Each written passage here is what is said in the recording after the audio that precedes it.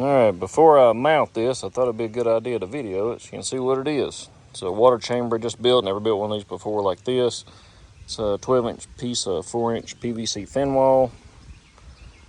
That is the blue and black thing is from rabbitnipples.com. Comes with their kit. First time I ever used that either, but I think it's going to work out. I would only do that with an air fitting. There's our typical little cheap float valves you buy off Amazon. Normally get them 10 at a time. Hex swivel elbow, and that the hole in the top, that's just for access to just levels. Get your hand in there and swap those things out if they break or if the float stops working. So I'll show you this rabbit pen later today. Is when I built today. So that'll sit something like that right there. Be zip tied off so it can't move around. And that's going to be it. I'm tied into live water here. Of course, it's gravity from the chamber down. All right. I'll follow up when I get her done. Here we go. Got it set up. Yeah, it's not all symmetrical. I had to work with the holes that the previous owners had cut in there. So, yeah, we got a double barrel down there. Kind of messes with my OCD a little bit. But we got it tied into our field line that we were watering all the tractors off of. Oh, and did a new base setup. Same thing, braces 36 inches on center, and just use those instead of the brackets. And I actually like it. It's pretty sturdy. If you wanted it super sturdy, you could do an angle brace from here to there. But I was able to mill a bunch of wood, so I can use a bunch of wood now. This whole system's the rabbitnipples.com, if you can read it upside down. Our PEX line coming into our swivel 90. That's our water level right there. And this thing is tilted downhill.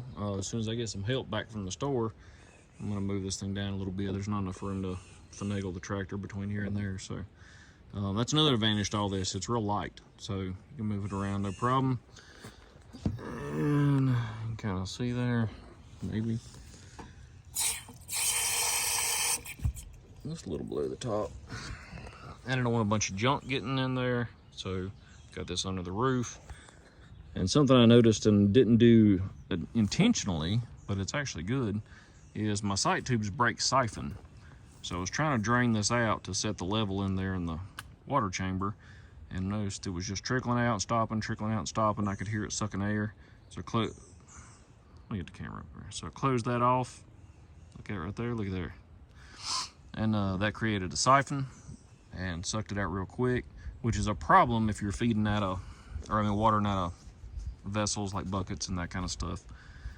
If one rabbit chews a hole in the line, then it siphons the whole bucket down real quick. So anyway, dual purpose. You got sight glasses on both sides, and I tend to move things around a lot. They say that's why I'm constantly working. This sight glass over here kind of also lets me know what's going on. And you notice the water level here is all the way up there. See it? All right, now settle back out. Obviously, because it's leaning downhill, but it makes, or lets you know that you're getting water down here to this end, which is a disadvantage to the black lines. Just not notice this. I need to, there we go, pull that up a little bit better. But we got a buck, 3 chinchilla does.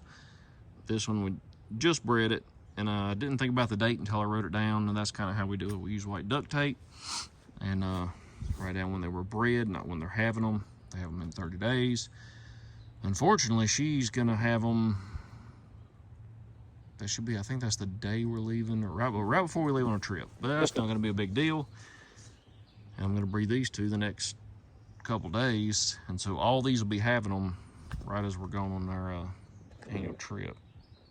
I'm gonna try to, there we go. I was afraid it would shut off if I went to wide angle. So we'll put nest boxes in about a week before, let them get used to them, start pulling hair, all that stuff. And we'll come back to a pile of chinchilla babies. And we're gonna sell some this year. We haven't done that in the past, but we're gonna try it and see how it goes. If any of you are local and you're not weird or creepy, then looking to get into rabbits, we'll help you with that any way we can. Advice, pen setups, whatever you need. Breeding stock. Just don't be weird. Just be good people. All right, that's it for now. I'm gonna get started on another one. Thank y'all. Last clip of the day. I've already pushed enough. It's after 6 o'clock. So I got the second set done. I don't have enough tarp to cover it. Did get the water chamber done. The water system on. Hopefully give me a tarp. Get the feeders all put in. Gotta make a few. And that'll be it. This one will be ready to go. Did use some reused wire. The roof of this one's not gonna be near as pretty. I'm gonna try to straighten it out best I can. Looks a little rough. But there it is. Pretty good day. That's it. Y'all have a good week. Thank you.